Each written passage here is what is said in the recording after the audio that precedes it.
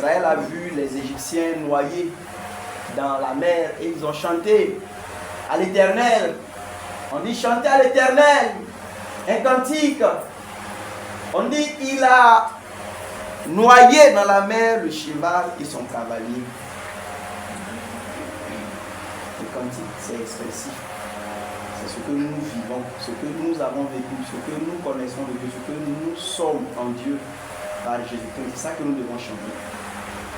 Je vous ai dit qu'avant, quand j'étais un faux chrétien, parce que moi j'ai eu un temps comme ça où j'étais un faux chrétien, je ne sais pas si c'est ton cas aussi, mais quand j'étais un faux chrétien, je me rappelle, on avait une chanson et ça faisait bien danser. Mon frère qui est là, il le connaît aussi.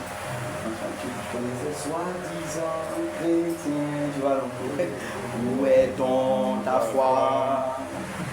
Après on dit, oh mon frère, où est donc ta foi? Bon, je n'entendais même pas ce qu'on chantait.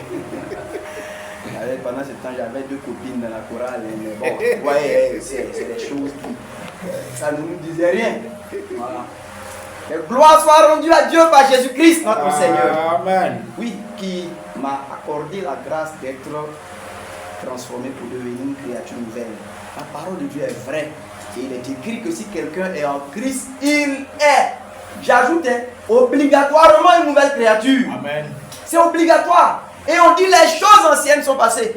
Et tu peux citer quelques-unes des choses qui sont passées chez toi. Voilà, c'est bon. C'est une bonne chose. Mais je veux dire que chacun de nous doit être capable de le dire. Ouais, non. Paul disait aux Corinthiens, c'est là ce que vous étiez. Mais il dit ils étaient adultères. Mais il met ça au passé. Donc si tu continues de tromper ta femme là, ce test-là ne te concerne pas. Mais toi on va dire c'est là ce que tu continues d'être. Mais l'apôtre dit c'est là ce que vous étiez. Alléluia. Amen. Il dit ils étaient fornicateurs, menteurs, querelleurs, palabreux, palabreuses. Mais ça c'était le passé. La soeur a dit tout à l'heure, on ne peut pas être quelqu'un qui est toujours sans maîtrise par rapport à la colère, mon emprise. Et la colère, là, quand ça vient, on peut même se déshabiller et puis aller faire palade jusqu'à. Après on dit que non, moi là seulement. Il ne faut pas qu'il en soit ainsi. Amen. Amen. Voilà, Jésus que nous chantons là, il faut que ce que nous chantons soit vrai. Si quelqu'un est en Christ, il n'est pas devenu dans l'immédiat une créature parfaite, mais il est devenu une nouvelle créature. On dit les choses anciennes sont passées, voici toutes choses sont devenues nouvelles. Paul dit vous étiez cela hier, vous les frères, vous étiez cela hier, vous étiez des adultères, hier vous étiez des goûteurs. Ça c'était hier, pas maintenant. On ne peut plus être goûteur en Christ.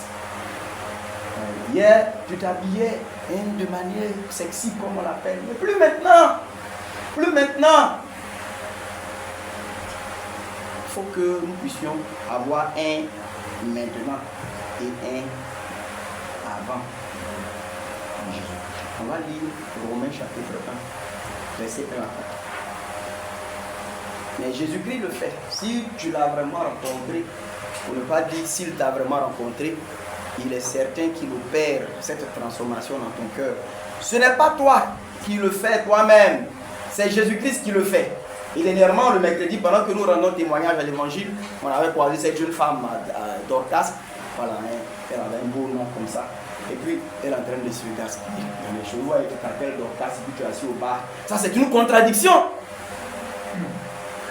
Et cette jeune femme, elle disait elle n'est pas sûre qu'elle peut sortir des choses dans lesquelles elle était.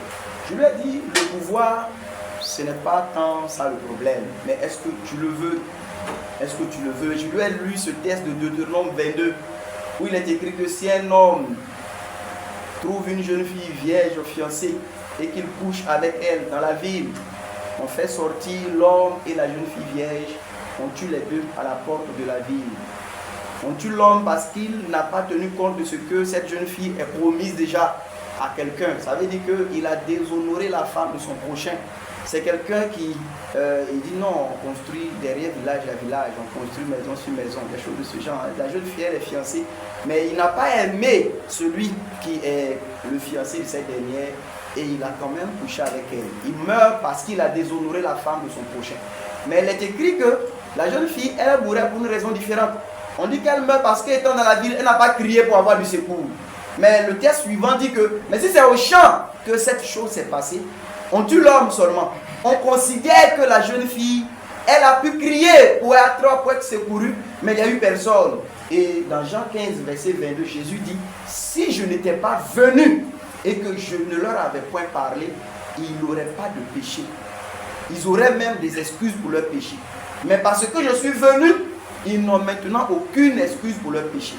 Le texte de la loi de Deutéronome 22, là, c'est son écho qu'on voit avec Jésus dans Jean 15. Ça veut dire que dans la loi, quand on dit que si la jeune fille, elle est vierge, elle est fiancée, mais qui est notre fiancé? Paul le dit dans 2 Corinthiens, je crois le chapitre 12, dans le chapitre 11.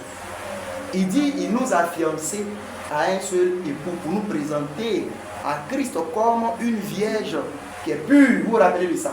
Mais il dit que mais de peur, de la même manière que le serpent a séduit Ève, il craint que nos pensées se corrompent et que nous puissions nous détourner à l'égard de la simplicité qui est en Jésus-Christ.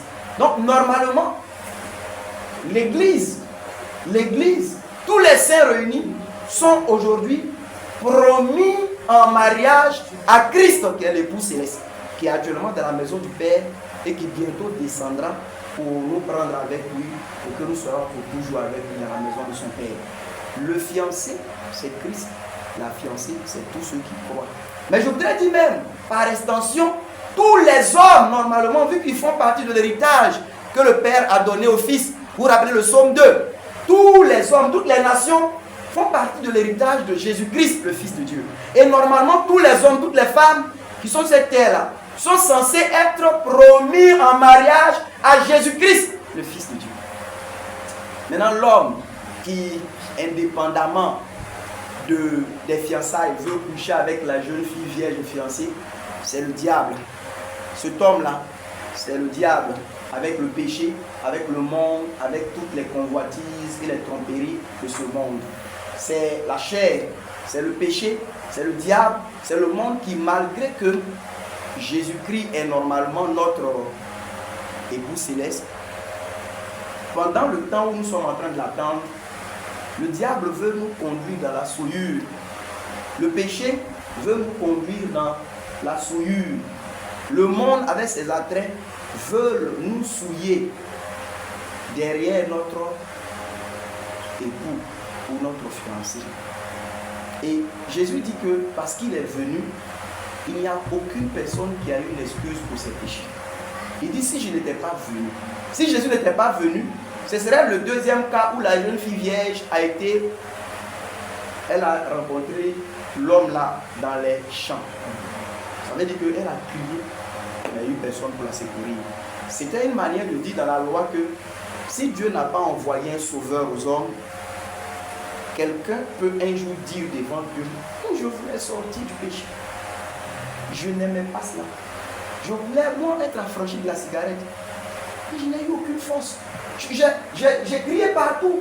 J'ai pleuré les nuits. Il n'y a une personne pour me délivrer de la cigarette. Vous comprenez ce que je dis là? Si Dieu n'avait pas envoyé un sauveur en la personne de Jésus, une autre jeune fille peut dire qu'elle était dégoûtée de la vie de prostitution, de débauche sexuelle. C'est vrai qu'elle faisait, mais ça la dégoûtait. Elle cherchait des voies et moyens pour sortir de là. Mais elle n'a trouvé personne. Tous ces cris-là sont restés inutiles. Personne n'a répondu à ces cris. Vous comprenez? L'auteur pourrait dire la même chose. Voilà, désolé. Le jeune orgueilleux pourrait dire la même chose. L'homme trompant sa femme pourrait dire la même chose. L'homosexuel pourrait dire la même chose. La lesbienne pourrait dire la même chose.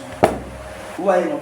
L'ivrogne pourrait dire la même chose. Ça veut dire que tous les pécheurs pourraient un jour dire devant Dieu, j'ai voulu sortir du péché, mais il n'y a eu personne pour m'aider. Jésus dit, personne n'aura eu l'excuse pour ses péchés. Vous savez pourquoi? Parce que je dis que le péché qui aujourd'hui est en train de vous conduire en enfer, Jésus a des multitudes qui ont été déjà affranchis de ce péché. C'est quoi qui te lie aujourd'hui? Il faut le citer. Il y a des gens qui l'ont déjà, ont été de ce péché-là, et le Seigneur les a déjà affranchis. Alors, quelle excuse tu auras? On dit que la jeune fille, on la tue. Pourquoi? Non pas parce que quelqu'un a couché avec elle. C'est pas cela. C'est pour dire que, en fait, Dieu sait que nous sommes tous des pécheurs, par nature et par vie même. Et Dieu veut dire que ce qui va conduire un homme à l'enfer, ce n'est pas tant le fait que tu aies commis un péché. Vous m'écoutez bien? Mais ce qui va conduire un homme, une femme à l'enfer, c'est le fait de n'avoir pas prié pour demander le secours à Jésus-Christ, le Sauveur qui est dans la vie. Il est dans la vie. Il attend juste. Mais le secours là, ce n'est pas la prière de avant de dormir, je prie. Les amis, ce n'est pas cela le secours. C'est pas cela.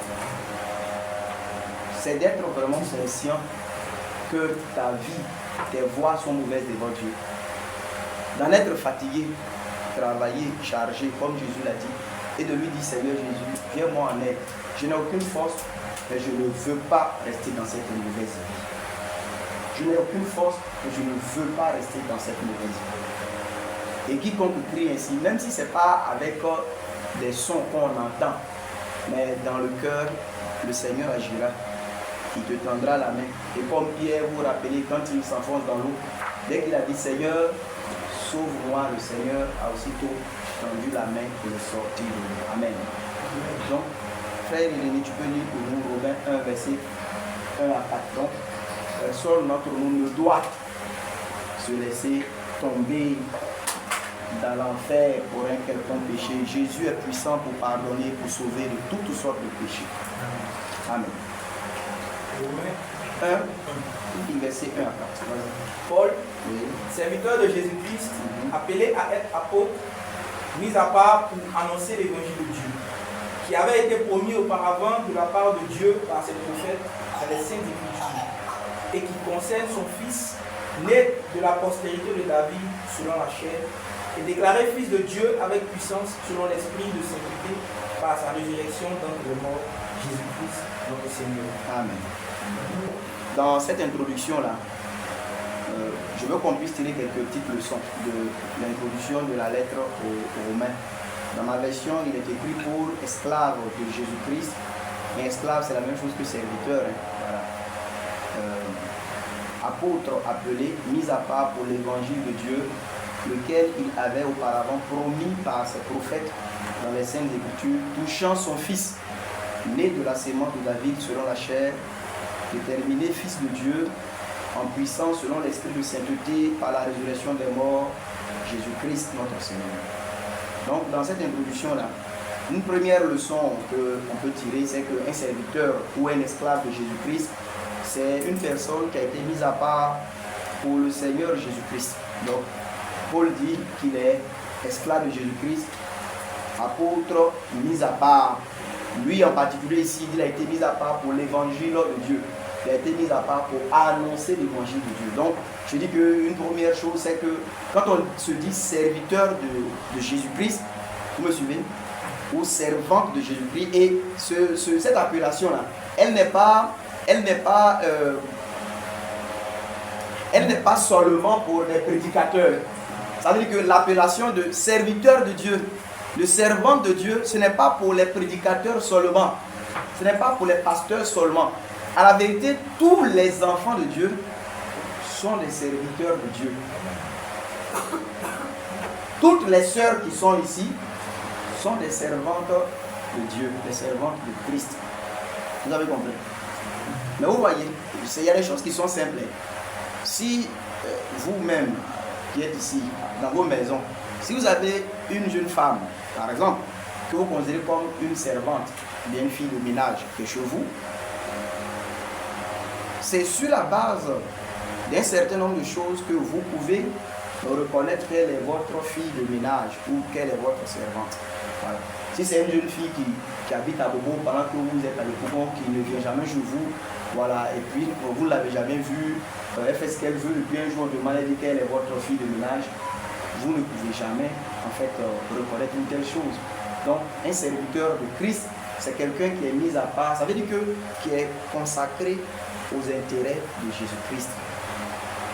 Et une servante de Christ, donc vous les sœurs, vous êtes censé être consacré aux intérêts de Jésus-Christ. Ça veut dire que vous ne faites rien qui va aller contre les intérêts de Jésus-Christ et de son Église et de son royaume. Tous les serviteurs et toutes les servantes donc, de Jésus-Christ doivent tout faire pour ses intérêts. Ils ne doivent rien faire contre ses intérêts. C'est bon? La deuxième chose que nous pouvons tirer comme leçon, c'est que dans cette introduction, on voit que l'évangile de Dieu avait été promis auparavant par les prophètes d'Israël dans les Saintes Écritures. C'est ce que nous voyons dans Romains 1 là. Il dit qu'il a été mis à part pour l'évangile de Dieu qui avait été auparavant promis par les prophètes dans les Saintes Écritures. Ce qui veut dire que les prophètes d'Israël avaient prophétisé touchant l'évangile. Regardez-moi, ne regardez pas, regardez-moi. Quand quelqu'un va regarder-le, ça va vous éviter la distraction. Donc l'évangile de Dieu avait été promis par les prophètes. Ça veut dire que les prophètes d'Israël, donc ceux que nous connaissons, les Isaïe, les Jérémie et autres, ils ont prophétisé touchant l'évangile. Et la troisième leçon, c'est que cet évangile de Dieu promis là, ça concerne essentiellement le Fils de Dieu. Amen. Amen. Amen. Vous me suivez, non? Si les trois leçons, première leçon, un esclave, un serviteur, une servante de Jésus-Christ, c'est quelqu'un qui est mis à part pour les intérêts du Seigneur Jésus-Christ. La deuxième leçon, c'est que dans les temps anciens, les prophètes d'Israël, dans les Saintes Écritures, ce que nous on appelle l'Ancien Testament, ils avaient déjà prophétisé touchant l'évangile de Dieu, ou la bonne nouvelle de Dieu. Maintenant, la troisième leçon, c'est que cet évangile de Dieu-là concerne essentiellement Jésus-Christ, le Fils de Dieu. L'évangile, là, et je vais déjà vous dire, chers frères et sœurs, parce qu'aujourd'hui, ce que l'on entend un peu partout, c'est une déviation de l'évangile de Dieu. Parce que l'évangile de Dieu a pour sujet et pour objet Jésus-Christ, le Fils de Dieu. Ce n'est pas l'homme qui est le centre de l'évangile, c'est Jésus-Christ qui est le centre de l'évangile. Ce n'est pas votre foyer qui est le centre de l'évangile, c'est Jésus-Christ qui est le centre de l'évangile. Ce n'est pas votre travail, votre enfantement, votre prospérité qui est le centre de l'évangile.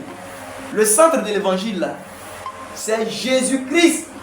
Le texte de Romains dit que les prophètes anciens, ils avaient prophétisé touchant l'évangile. L'évangile de Dieu qui concerne son Fils. Donc, on dit évangile signifie bonne nouvelle. Mais cette bonne nouvelle, écoutez frères et sœurs, la bonne nouvelle de Dieu pour les hommes, c'est l'envoi sur cette terre de son Fils pour être leur sauveur. Amen. Amen. La bonne nouvelle de Dieu pour les hommes, c'est l'envoi sur cette terre de son Fils pour être le sauveur des hommes. Donc, vous voyez, l'évangile qui met l'homme au centre, le bien-être de l'homme au centre. Non pas que le bien-être de l'homme est étranger à l'évangile.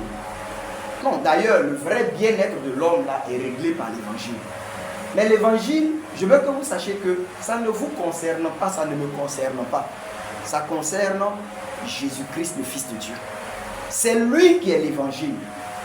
C'est Jésus-Christ qui est l'évangile. Vous vous rappelez quand Paul va rappeler un peu aux chrétiens de Corinthe les fondamentaux de l'évangile, dans 1 Corinthiens chapitre 15, vous allez voir que, on peut lire ça pour nous lire, 1 Corinthiens 15 à partir du verset 1, vous allez voir que tous ces fondamentaux qu'il va citer de l'évangile là, sont liés à Jésus-Christ. Je voudrais qu'avant qu'on aille plus loin, on soit tous au clair que, si vous voulez, si on vous demande c'est quoi l'évangile, si vous ne voulez pas trop réfléchir, d'ailleurs c'est une bonne réponse pourvu que vous puissiez comprendre ce que ça signifie. Dites que l'évangile, c'est Jésus-Christ. C'est lui qui est l'évangile. Ce n'est pas une technique pour aider les hommes. Ce n'est pas une technique, ce n'est pas connaître des clés pour pouvoir réussir. Ce n'est pas connaître des clés pour pouvoir prospérer. Ce n'est pas connaître des clés pour pouvoir sécuriser ton foyer. Non, l'évangile, c'est le Fils de Dieu lui-même, Jésus. C'est lui qui est l'évangile. La bonne nouvelle de Dieu pour les hommes, c'est l'envoi de son Fils pour régler le problème de l'éloignement de l'homme avec Dieu. Voici en quoi consiste donc l'évangile. Et donc, frère, vous allez voir, dans 1 Corinthiens 15, tu peux lire s'il te plaît, à partir du verset 1. Oui. Je vous rappelle, frères, l'évangile que je vous ai annoncé, que vous avez reçu, dans lequel vous avez persévéré, Oui. et par lequel vous êtes sauvés, si vous le retenez tel que je vous l'ai annoncé. Il est important aussi de garder l'évangile dans ses fondamentaux tels qu'il a été annoncé. Autrement, vous auriez cru en vain. ça veut dire que si tu crois à autre chose, tu auras cru oui, mais à la fin, tu n'auras pas la récompense de la vie éternelle. Tu auras cru en vain. C'est pourquoi on doit garder aussi l'évangile dans les termes tels qu'il nous a été présenté par Jésus et ses apôtres. Tu me suis, frère? Verset 3. Donc il dit, je vous ai enseigné avant tout, je vous ai enseigné avant tout, comme je l'avais aussi reçu, premier article qu'il va citer de l'évangile qu'il prêchait aux frères, que Christ est mort pour nos péchés selon les Écritures. donc vous voyez que la première déclaration touchant l'évangile que Paul avait prêché aux frères de Corinthe, c'est un Christ mort pour nos péchés selon les Écritures. Première déclaration fondamentale, Christ est mort pour nos péchés selon les Écritures. Et vous voyez, frères et sœurs, je le dis, Dieu ne vous demande pas de vous parfaire vous-même, de vous perfectionner vous-même. Ça veut dire d'être victorieux du péché, du mal par vous-même. Vous ne pouvez pas. Vous ne le pouvez pas. Et ce n'est pas possible. Mais toute personne qui a cru en l'évangile, vous avez vu ce premier article fondamental que Paul cite. Je dis comme cela, il est obligatoirement établi que toute personne qui croit en l'évangile reçoit une position nouvelle par rapport au péché. Vous ne pouvez pas dire que vous croyez un Christ qui est mort pour vos péchés et puis avant de croire en lui, après avoir cru en lui, votre attitude vis-à-vis du péché est la même. Vous mentez, la vérité n'est pas en vous. Vous me suivez? Quelqu'un dit, mais par moi-même je ne peux rien, c'est vrai. Mais il est écrit, je puis tout par celui qui me fortifie. Oui, par toi tu ne peux rien, mais par Jésus tu peux tout. Amen. Amen. Oui, par toi tu ne peux, tu n'as aucune puissance contre le péché. Mais par Jésus, tu as toute la puissance sur le péché. Vous me suivez? Regardez ici, regardez-moi, ne regardez pas. Et vous ne pouvez pas avoir Christ en vous. Tout à l'heure, on a chanté, ce n'est plus moi qui vis, c'est Christ qui vit en moi. Et est-ce que nous voulons dire que l'attitude du Christ vis-à-vis du péché est une attitude complaisante, approbative? Est-ce que Jésus et le péché ont un rapport? Est-ce que Jésus approuve le péché? Est-ce que Jésus flirte avec le péché? L'Écriture nous rend témoignage dans Hébreux 1 de Jésus-Christ. On dit, tu as haï, tu as aimé la justice, c'est ça? Et tu as haï l'iniquité. C'est pourquoi, oh Dieu, ton Dieu t'a oint d'une huile de joie. Donc l'attitude de Jésus vis-à-vis du péché, c'est une attitude de haine. Il hait le péché. Et s'il habite en nous, quelle sera notre attitude vis-à-vis du péché? Paul nous l'a dit dans Romains 12. Il dit, ayez le mal en horreur. Amen. Amen. Si vous avez cru l'évangile, bien que vous ne soyez pas devenu parfait dans la chair, votre attitude vis-à-vis du péché a radicalement été changée. Et votre attitude vis-à-vis du péché n'est rien d'autre que l'attitude de Jésus-Christ lui-même vis-à-vis du péché. Parce que l'article premier que Paul cite, c'est que Christ est mort pour nos péchés selon les Écritures. Et souvent je prends cet exemple de deux personnes. Voilà mon grand frère Eric et moi son frère Rodrigue. Et je dis, vous voyez là, là, c'est une route qui passe là. Et je prends souvent cet exemple. Voilà Rodrigue qui est ici, il est arrêté là. Ouais, je suis arrêté ici, vous voyez cette table là. Considérons que c'est un obstacle. Mais là, devant là, c'est la route. Et mon grand frère Eric, il est arrêté ici. Moi je suis là, je suis prêt à traverser la route. Et pendant que je m'apprête à traverser, Eric, mon grand frère, voit là que c'est une côte même. Il voit un camion descendant à vive allure et venant. Et moi, je m'apprête à traverser, mais je ne vois pas ce qui est en train de venir. Eric, qu'est-ce qu'il essaie de faire? Il essaie de m'interpeller. Rodrigue, attention! Mais pendant ce temps, comme nous sommes à l'air indique, j'ai mes écouteurs que j'ai mis dans les oreilles à fond. J'écoute la musique. Donc tous les cris de Eric là, je n'entends rien. Vous suivez, non? Je n'entends rien. Alors, je m'engage sur la route. Je m'engage sur la voie. Et la voiture, le camion aussi descend à vive allure. Alors Eric, il se dit que la seule manière de pouvoir m'aider, c'est de venir et de tenter de me sortir de la route. Alors, considérez que c'est vraiment de la fiction, mais vous allez comprendre. Alors Eric, il vient et puis il me pousse, il me pousse de toutes ses forces. J'arrive à tomber derrière la route là-bas, derrière la soeur qui est assise là-bas. Et Eric, il n'a pas le temps de se relever vite. Le camion l'écrase lui. Et quand les gens crient, moi je tombe là, mes écouteurs tombent, je voulais même me plaindre même de qui m'a poussé comme ça. Voilà, et je me relève. Mais là, j'essaie de regarder, je vois quelqu'un qui est écrasé, ça crie de partout. Et quand je me relève, j'essaie de recoller tout ça. Je réalise que c'est mon grand frère Eric qui vient d'être écrasé. Mais je réalise qu'il a été écrasé en prenant ma place, parce que c'est moi qui étais là dans le viseur de ce camion. Et quand je réalise toutes ces choses-là, bon, moi je suis un homme, je ne peux pas ramener Eric à la vie. La moindre des choses que je vais faire, non même par peur de quelque chose, mais par reconnaissance même pour ce que mon grand frère Eric a fait pour moi. Parce que ça, c'est l'amour qui m'a porté à faire cela. La moindre des choses là. Est-ce que maintenant, là, avant de traverser, je ne vais pas regarder à gauche, à droite? Est-ce que maintenant, je vais continuer à traverser la route avec encore des écouteurs dans mes oreilles? En souvenir même de ce que Eric a fait pour moi.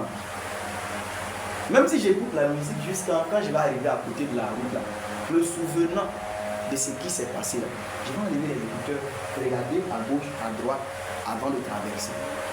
L'abandon du péché, l'abandon des mauvaises voies, là, ça provient de la conscience que le Christ par amour s'est sacrifié pour nous sortir de ce camion de la colère de Dieu. Ce camion dont j'ai parlé là, c'est la colère de Dieu qui venait sur nous tous à cause de nos péchés. C'est nous qui méritons d'être écrasés. Et le Christ est mort à notre place. Il a été notre remplaçant.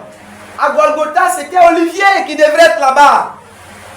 Ce soir, de 15h, c'est toi qui devais rendre l'âme là. Parce que c'est toi qui as péché. C'est Irénée qui devrait être à Golgotha, à Jérusalem, en ce soir. C'est moi, c'est chacun de nous ici, Eric, et chacun de nous qui est passé. Vous comprenez?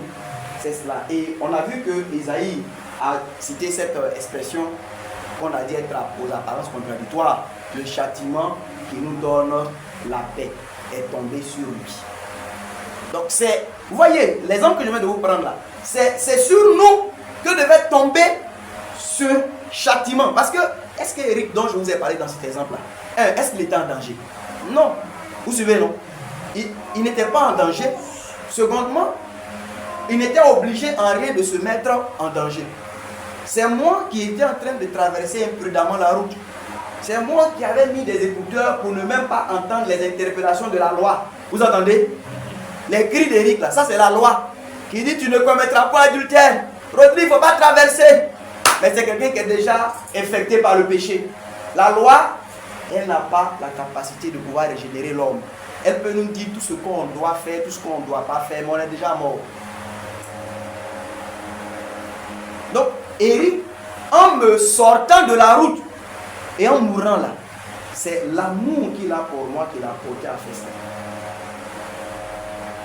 Et si souvent que je me lève même de là, d'ailleurs je me fâche parce que quand il m'a poussé là, il y a mon pied là gratté un peu là et ça m'énerve. Voilà, je me lève, je remets mes écouteurs, je remets ma musique et puis je continue ma route. Ceux qui verront cela ne diront-ils pas que mon grand frère là, il est mort inutilement? Vu que la chose même pour laquelle il vient de mourir là, dès que je me lève, je reprends la même chose. Et tout à l'heure, le premier article de l'évangile, Paul dit, je vous ai enseigné vous enseignez avant tout, Oui. comme je l'avais aussi reçu, Oui. que Christ est mort pour nos péchés selon les Écritures. Alors, s'il est mort pour nos péchés, il a dit dans 2 Corinthiens aussi, nous devons vivre pour lui, par amour. Notre position vis-à-vis du péché doit changer. En reconnaissance même de ce que Jésus a fait pour nous. Comme l'exemple que je viens de vous prendre. Est-ce que le mensonge c'est un péché? Comment donc pouvons-nous continuer à être menteurs, menteuses, alors que nous confessons un évangile qui dit que Christ est mort pour nos péchés? Est-il mort pour rien? Sa mort ne nous a-t-il rien dit? Son amour qu'il a manifesté envers nous ne nous a-t-il pas touchés? L'Écriture dit, nous l'aimons parce qu'il nous a aimés le premier. Est-ce que toi tu n'aimes pas Christ? Et si tu l'aimes, la chose qui l'a conduit à la croix là, il faut l'avoir en horreur. Tu ne peux pas être encore en flirt avec la chose qui l'a conduit à la croix. Les impudicités sexuelles, est-ce que ce ne sont pas des péchés? Si Christ est mort pour cela, comment continues-tu dans le copinage, dans le concubinage, dans l'adultère? Son amour ne t'a-t-il pas touché? Sa croix ne t'a-t-il pas touché? Vous voyez, souvent, c'est l'Écriture qui rend témoignage de cela. On a regardé dans les films où on dit que quand on envoie Jésus à la croix, on voit beaucoup de femmes qui sont le suivant et puis pleurant, c'est pas ça. Les gens pleurent. Jésus dit que ne pleurez pas sur moi. Qu'est-ce qu'il voulait dire? Il dit pleurez sur vous et sur vos enfants. C'est comme si Jésus disait que non, les pleurs là, c'est pas cela. Les gens ils regardent film de Jésus et puis ils coulent des larmes. C'est parce que Dieu te demande, il faut aller sortir de cette relation de concubinage là. C'est ça la conséquence d'une bonne compréhension de ce que Jésus a fait pour toi. Amen. Amen. La conséquence d'une bonne compréhension de ce que Jésus a fait pour nous là, c'est la repentance pour produire des œuvres dignes de Christ. Sinon pleurer là, et ça me fait pitié, regarde comment il fait pitié, on l'a déchiré, on l'a blessé. Jésus dit que c'est parce que Dieu attend de vous. Frappez votre poitrine et puis pleurer derrière. Mais il dit, mais est-ce que vous êtes conscient de ce qui est en train de me conduire dans cette honte, dans cette ignominie, dans cette mort? Comprenez-vous cela, frères et sœurs? L'évangile nous dit que Christ est mort pour nos péchés. Mais s'il est mort pour nos péchés, nous devons avoir le péché en horreur. Maintenant, si tu n'as pas la force, si tu n'as pas la puissance, comme d'ailleurs personne ne l'a, demande le secours de Dieu pour pouvoir avoir une franche séparation avec toutes sortes de péchés. Parce que c'est pour ça que Christ est mort. C'est pour ça que Christ est mort. Vous voyez, frère, si votre position vis-à-vis du mal, vous êtes toujours à l'aise dans le mensonge, vous êtes toujours à l'aise dans la pornographie, dans la masturbation, vous êtes toujours à l'aise dans les injures, vous êtes à l'aise dans la mondanité, dans la vie du m'as-tu-vu. Vous habillez pour que les gens aillent en enfer et ça ne vous dit rien. C'est que vous ne croyez pas que Christ est mort pour vos péchés. Dès le moment où vous croyez cela, vous aurez une attitude de haine vis-à-vis du péché. Votre position par rapport au péché va changer. C'est obligatoirement comme cela. Amen. Avez-vous entendu Paul qui dit ils mettent leur gloire dans ce qui fait leur honte? Avant d'être sauvés, nous avons plus ou moins, nous tous, mis notre gloire dans ce qui faisait notre honte. Avant au quartier, quand tu es un jeune, que tu as toutes les belles filles du quartier, comment on te appelait? Tu qualifiais d'être quelqu'un de vraiment, ouais, indur, merci. Ah, j'ai peur. Tu es dur. Viens, mais comment toi tu fais? Et puis toi aussi tu dis que non, les petits. C'est ça, Paul dit que tu mets ta gloire dans ce qui fait ta honte. Vous entendez? Tu portes une petite culotte, une jeune fille, petite culotte comme ça. Et puis tu te promènes dans tout Abidjan avec. Les gens se tournent pour te regarder. Et puis, tu te contentes de cela. Et que non, toi tu as une belle forme, donc tout le monde m'a regardé partout. Je te dis que le jour où l'évangile entre dans ton cœur là, on va te donner milliards. Je me dis pardon, je peux porter juste une culotte là, qui était ici, pour arriver juste au carrefour là. Tu ne vas pas pouvoir. Les gens qui sont ici là, vous pouvez. Bon, si tu peux, il faut nous dire. Voilà. Si tu peux me prendre un petit choc. Voilà. pour puis quitter ici pour arriver au carrefour. Là. Avant, la sœur Caroline était plaquée comme saucisson.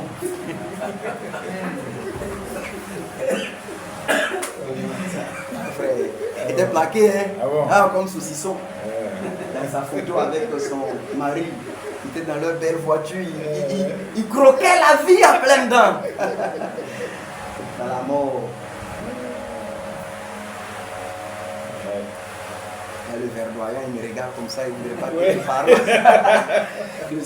Mais c'est cela. Dis que tu mets ta gloire, ce qui fait ta honte. Et tu penses que c'est quelque chose de bon. Donc c'est honteux. Et comme je le dis, si effectivement la grâce de Dieu vous a affranchi en Jésus-Christ, ce n'est pas quelqu'un qui va vous forcer. Et si on vous demande même pardon, vous ne pouvez pas. Vous sentez comme si vous voyez ce pas-là, vous avez trahi toute la race des enfants de Dieu que Jésus-Christ vous l'avait réuni. Pourtant, il y a des choses dans lesquelles vous prenez plaisir. C'est comme ça qu'on était, nous tous. Cela montre qu'une vie nouvelle a germé dans votre cœur. Vous avez reçu la nature de Dieu. Et c'est pourquoi Jean dit que celui qui a la nature de Dieu, la sémence de Dieu, il ne peut pas pécher même.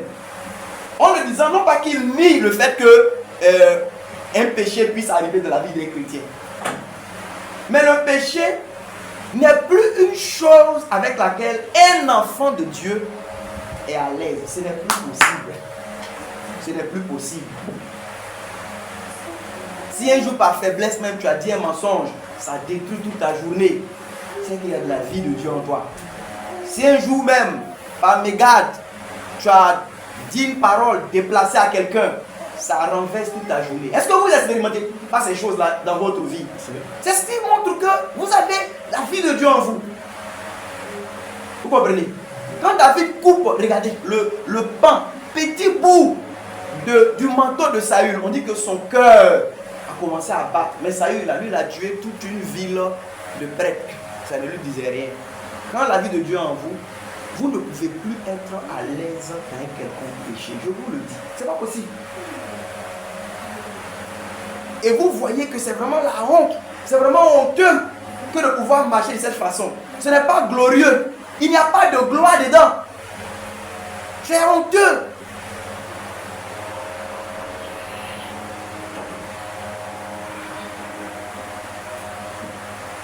Parce que c'est ce que l'évangile dit.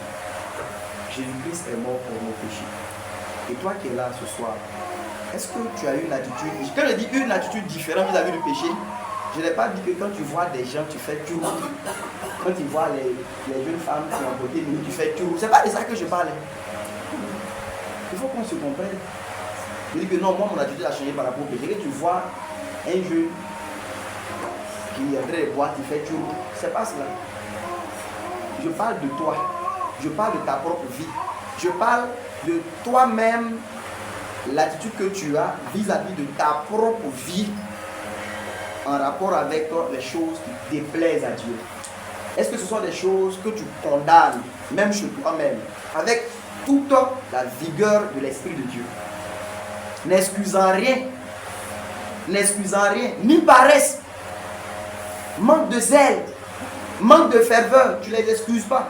Tu les condamnes, tu te mets avec le Seigneur pour les condamner dans ta propre vie. C'est des choses qui ne doivent point avoir leur domicile chez toi. Murmure, plainte, mauvaise humeur, calomnie, critique. C'est des choses que tu condamnes chez toi.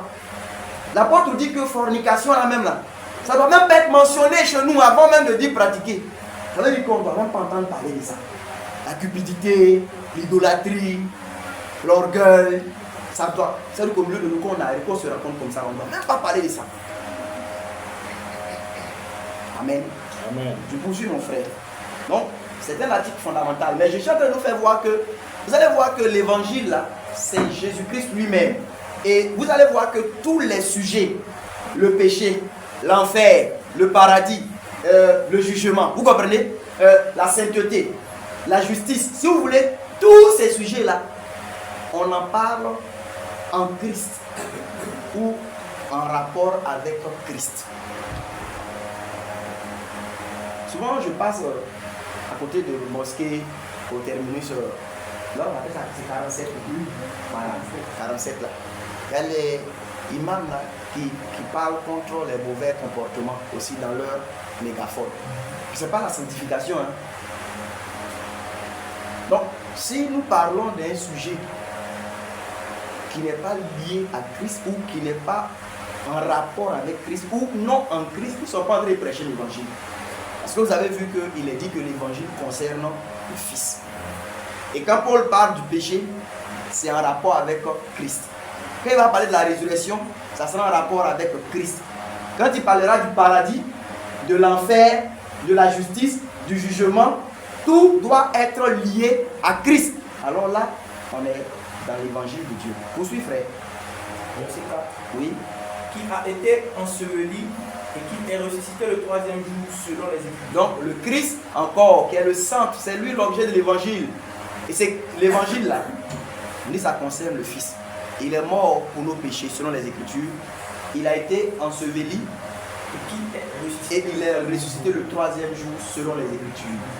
Ensuite, et qu'il est apparu à ses faces, puis aux 12. Ensuite, il est apparu à plus de 500 frères à la fois, dont la plupart sont encore vivants et dont quelques-uns sont morts. Je vais t'arrêter là. Mais je voulais, vous voyez, dans ce rappel de ce que Paul appelle l'évangile qu'il a prêché, vous voyez que tout est en rapport avec Christ. Et dans Romains 1, on a vu que l'évangile, l'essence de l'évangile, c'est le Fils de Dieu. Amen. Est-ce que c'est bien compris par chacun de nous? L'essence de l'évangile, c'est Jésus-Christ, le Fils de Dieu. L'essence de l'évangile, c'est Jésus-Christ, le Fils de Dieu. Paul dit que les prophètes avaient parlé de lui. Lisons Actes chapitre 3, versets 22 à 24. Ça, c'est Pierre l'apôtre qui va parler ici. Mais les prophètes d'Israël, ils avaient prophétisé en rapport avec l'évangile. Mais quelqu'un dira, mais où est-ce qu'ils ont parlé de l'évangile? Mais vous allez voir que tout l'objet de la prophétie, il est écrit même dans Apocalypse chapitre 19 que le témoignage de Jésus-Christ, c'est l'esprit de la prophétie. Entendez-vous? Donc ça veut dire que toute la prophétie a pour aussi objet essentiel le témoignage de Jésus-Christ.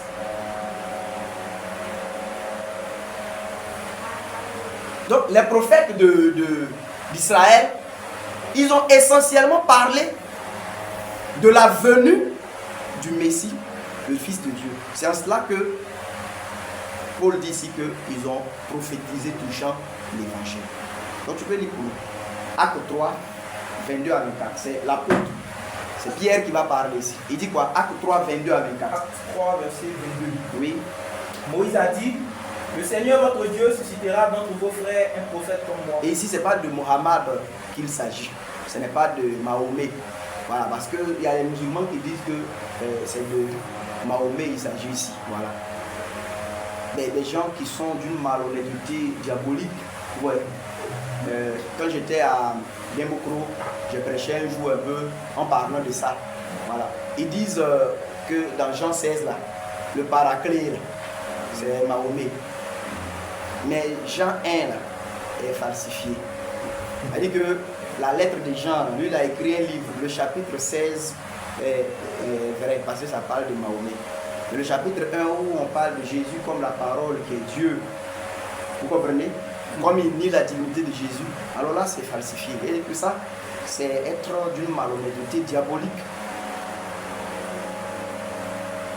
Donc souvent ils disent que l'un des prédicateurs qu'ils n'aiment pas du tout c'est Paul. Mais quand ils veulent parler de voile, ils disent que ouais, la Bible même parle de pourquoi les femmes se voilent là, qu'il y a 1 Corinthiens 11. Paul parle de voile. Mais c'est des gens qui sont d'une malhonnêteté diabolique. Et Paul il est faux. Mais il a parlé de voile.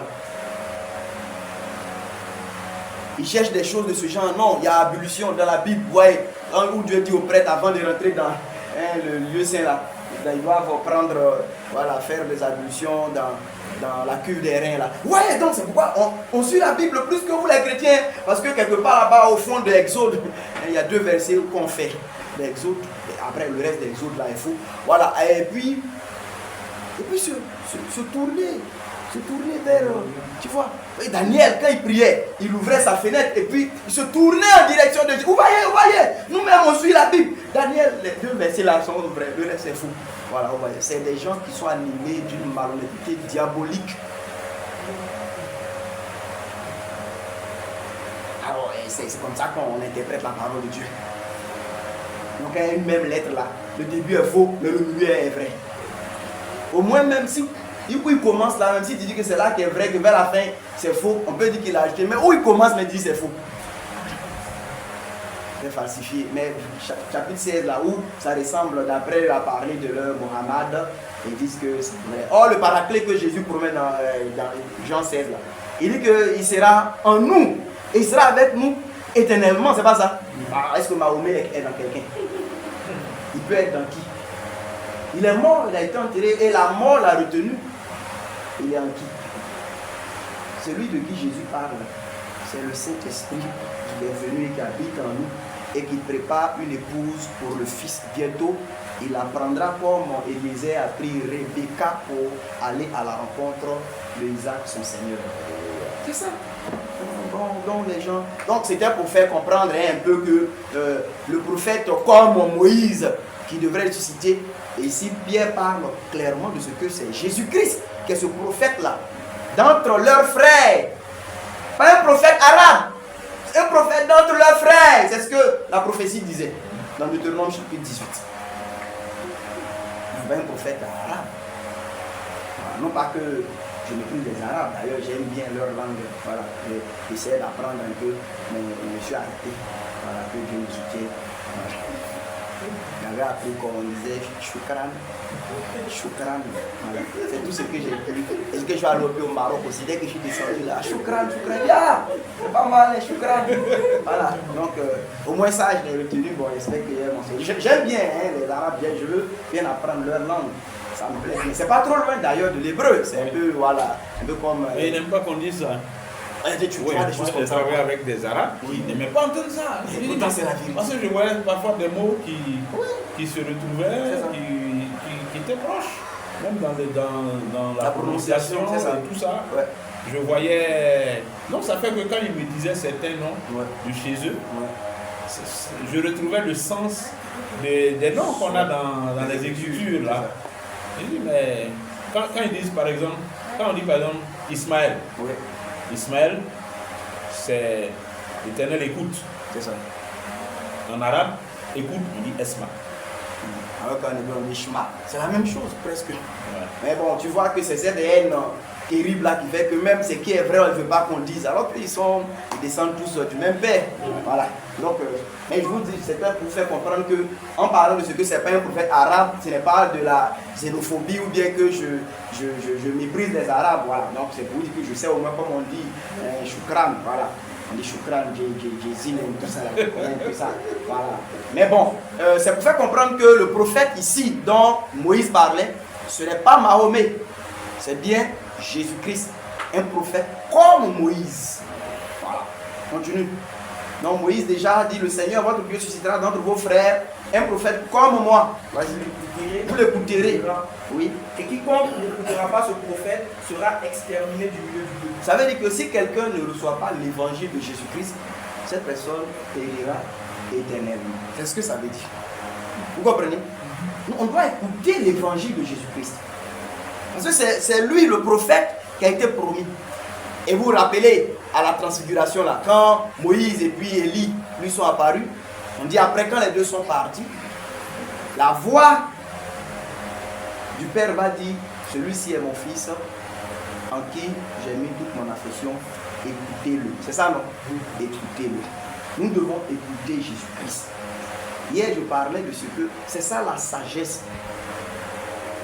Il faut bâtir ta vie sur le roc qu'est Jésus-Christ.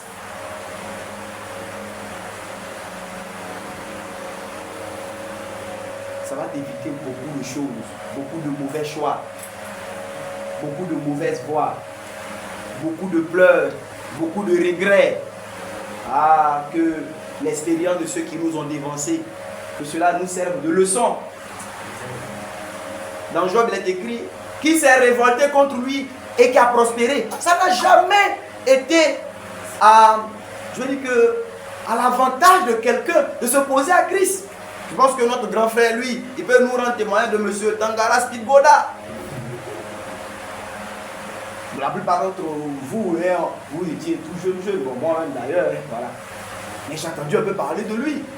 J'entendais un peu ce qu'il chantait. Jésus-Christ n'a pas été crucifié. Il chantait cela. Mais Dieu ne meurt point. C'est-à-dire que lui, c'est ça que lui chantait. Savez-vous comment il a fini cet homme? Allez-y demander à M. Ahmed Didat, qui se faisait une gloire de renverser la foi des faibles.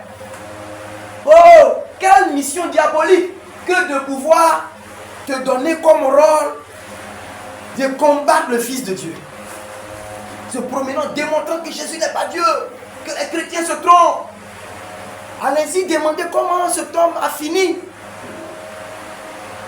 Il n'était même pas encore quitté, n'a pas encore quitté la terre.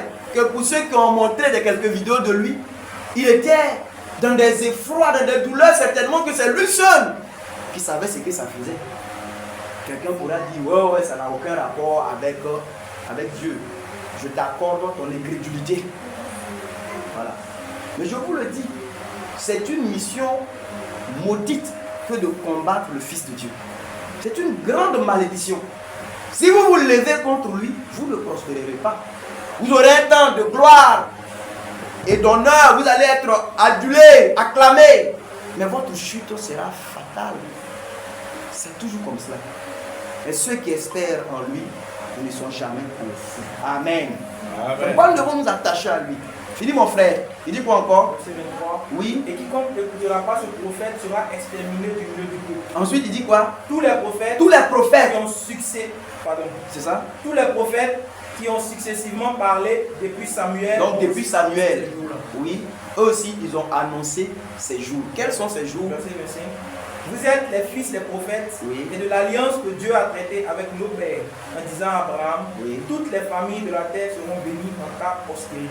C'est ça. Donc vous voyez que l'apôtre ici, Pierre dit que Moïse, le premier, ça, le grand, c'est le représentant de tous les prophètes, il avait déjà annoncé.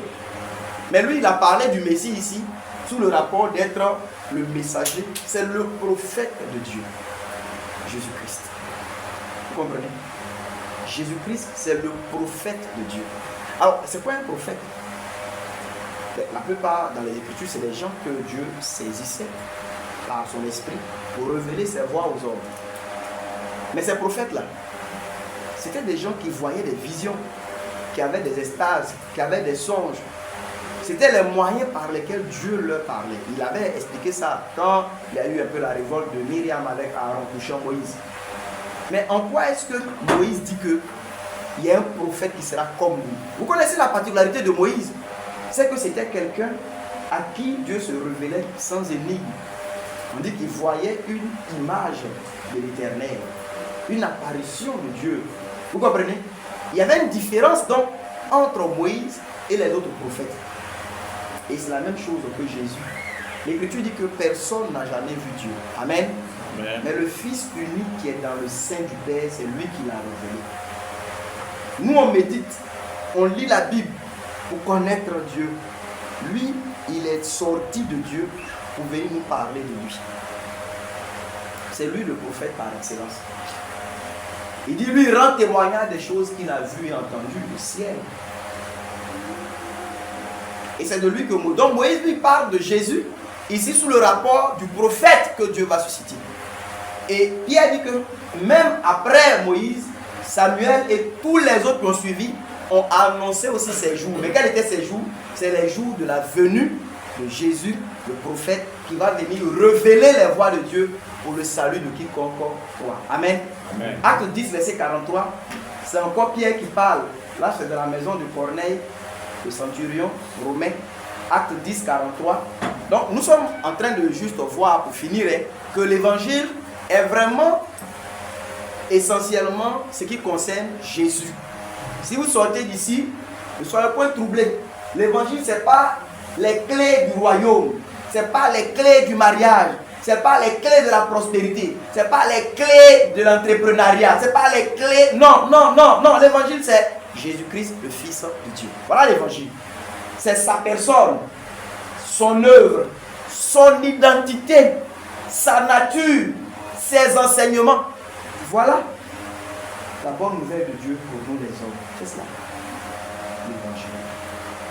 Amen. Amen. Acte 10, 43 dit quoi, frère? Acte 10, verset 43. Oui.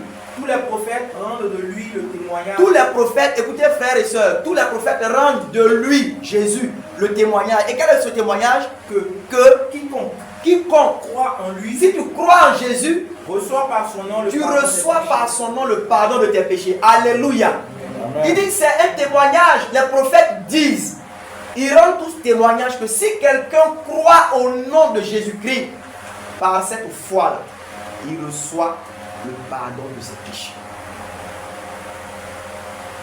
C'est le plus gros cadeau. Quand les gens sont vivants, ils pensent qu'ils ont besoin de beaucoup de choses.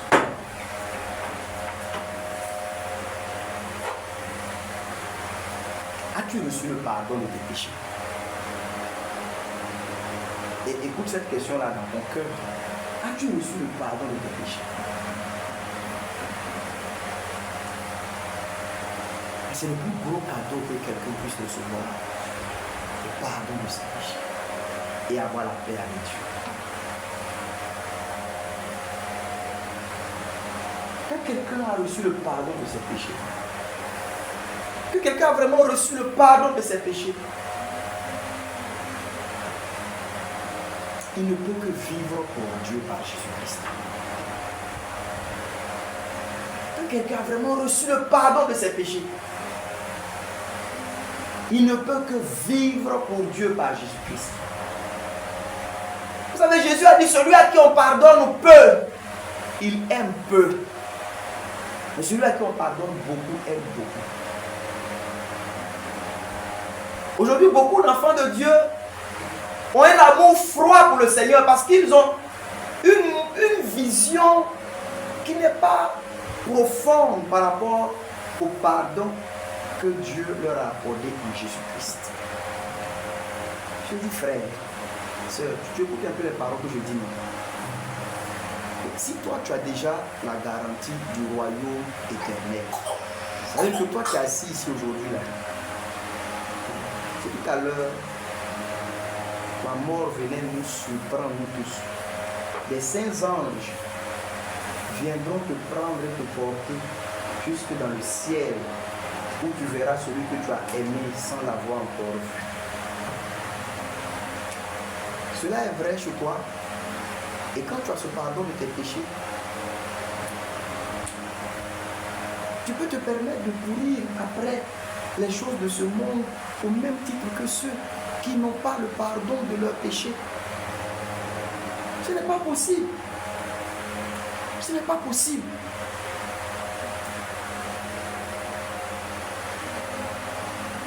Quand tu as le pardon de tes péchés, l'enfer là, c'est horrible, frère et soeur. Le paradis, c'est le pays des délices, c'est merveilleux. Et mon Dieu m'a donné le pardon de mes péchés. C'est pourquoi j'ai décidé de vivre pour Dieu et pour Christ. Et j'essaie de me forcer de faire connaître ce Christ-là à ceux qui sont autour de moi.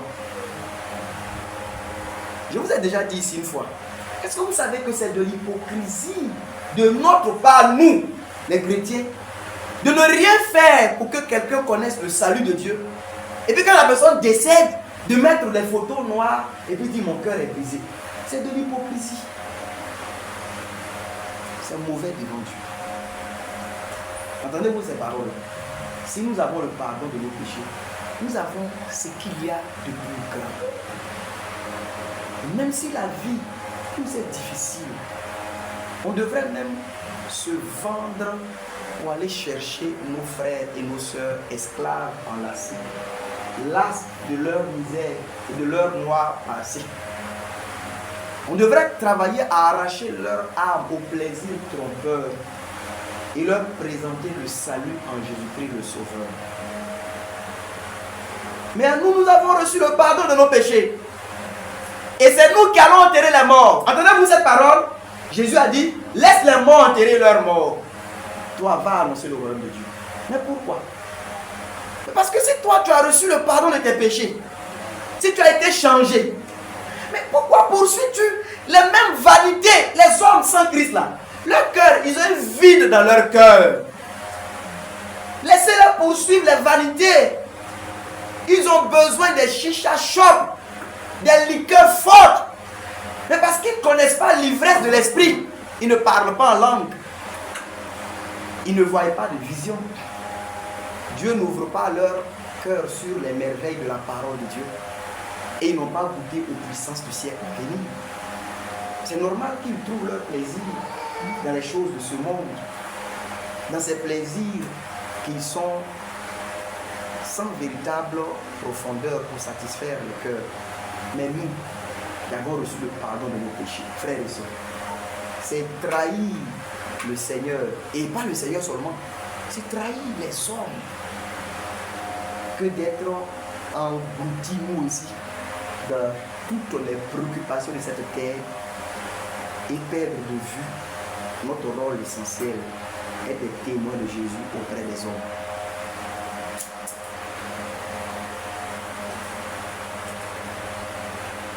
S'il y a des gens qui luttent pour que la vie soit moins chère, prions que leur lutte là puisse aboutir. Nous tous on va payer des choses à prix abordable. C'est pas mauvais, vous comprenez?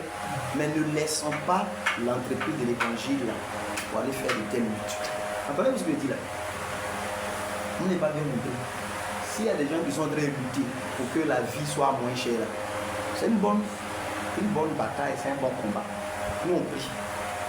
Ceux qui luttent pour que la vie soit moins chère, ils ne peuvent pas prêcher l'évangile.